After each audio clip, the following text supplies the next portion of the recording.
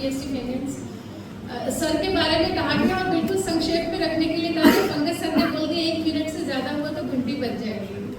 जब मैं स्टीफेंस में आई थी इंटरव्यू देने के लिए एडमिशन्स के लिए, तो माथुर सर थे इंटरव्यू बोर्ड में। सर ने त्वा और लेप प्रत्यय में अंतर पूछा था। मुझे आज भी याद है सर, क्योंकि मैं इसका जवाब जानती नहीं थी।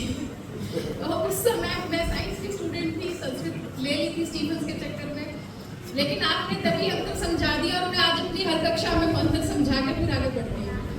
तो लेप से शुरू हुआ ये सहयोग। फिर पंकज सर के साथ क्लासेस हुई। माथुर सर 2 साल की स्टडी लीव पर थे।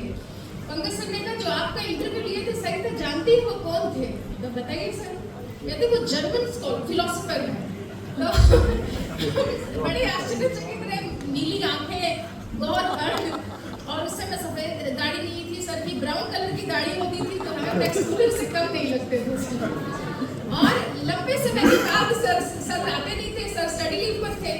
तो हमारा पूछे कैसे जाए कि सर आर यू जर्मन और फ्रेंच और इंग्लिश, तो कोई संस्कार कुछ ऐसा बातचीत का नहीं बन पा रहा था। बाद में 15-20 दिन के बाद रहस्य प्रकट हुआ कि सर तो इंडियन है, और 2 साल के बाद पता चला पुरानी दिल्ली के हैं, क्योंकि जब सर ने 3rd ईयर में ज्वाइन किया।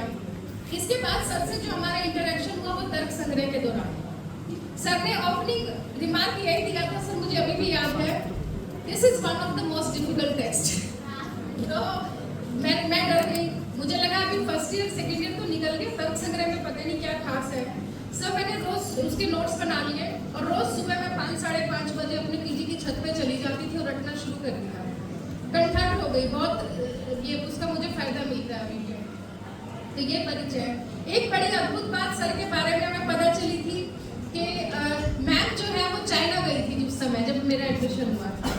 तो हम लोगों को तो बहुत अच्छा लगता था, कोई विदेश जाता था, लगता था बड़ा ही विचित्र, अद्भुत और बहुत ही वैदुष्य वाला कार्य हुआ है। तो मैं बहुत इम्प्रेस रहती थी सर, और एक्सप्रेस शायद किया नहीं होगा मैंने।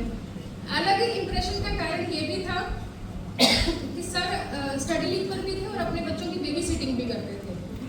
This was very impressive. पुरुष प्रधान समाज में एक पिता अपने बच्चों का पालन पोषण भी कर रहे हैं, संभाल भी रहे हैं। मैं बहुत सच में इम्प्रेस हुई थी इस बात से सर की।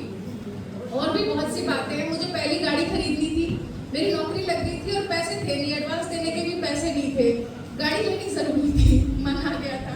मैं सर के पास आई, सर आपको याद है या नहीं ये घटना? आपने मेरे लोन के कागजों पे साइन किए थे गारंटर बन के, और मैंने कहा सर आपने अचानक से एकदम से साइन कर दिए। तो इन्होंने कहा सरकारी नौकरी तुम्हारी ही तो है। तो आपको हो गया समय, ठीक है। तो ये कार्य फिर बड़ी थी। जब भी हमें आवश्यकता लगी, एमए में विश्वविद्यालय में कैसा पढ़ाया जाता था, अब नहीं, अब तो अच्छा पढ़ाया जाता है।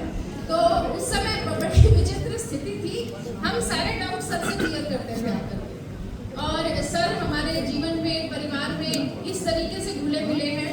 हमारे जब भी कभी एज अ टीचर मैं पोडियम पर जाती हूँ, खड़ी होती हूँ, सर की रेफरेंसेस याद आते हैं, सर की कई बातें याद आती हैं, सर का व्यक्तित्व याद आता है। और मुझे ये समझ में नहीं आ रहा, जब अगले महीने से यहाँ होने वाली असेंबली में सर की उपस्थिति नहीं होगी तो इस सभागार का क्या मूड रहेगा। क्योंकि सर ने इतने वर्षों तक इस कॉलेज को जो कुछ भी दिया है, इतने बच्चों की फौज खड़ी कर दी है, हम सभी विश्व के कोने कोने में हैं। और स्टिपेंडियन होने का हम लोग जो फर्ज अदा कर रहे हैं, उसके पीछे हर्ष कुमार सर अभी नहीं रहे, माथुर सर का तो आशीर्वाद हमारे पास बना हुआ था अभी तक, और आगे अब सर नोएडा आ रहे हैं। मजे की बात यह है कि मैं भी नोएडा में रहती हूँ, तो हम सर को वहाँ कष्ट दिया करेंगे और सर के साथ संवाद भी किया करेंगे।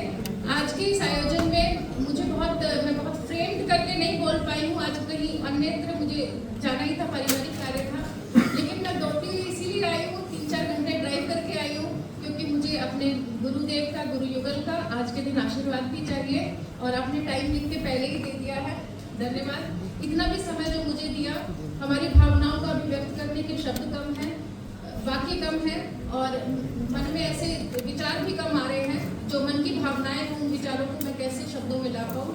लेकिन आदरणीय सर, आप जैसे आशुतोष हैं, दयाल है, वैसे ही आपकी जो आशु प्रसन्न होने वाले व्यक्ति हैं, और हमारे ऊपर अपनी दया भावना, दया दृष्टि हमेशा बनाए रखें, इसके लिए सादर नमन।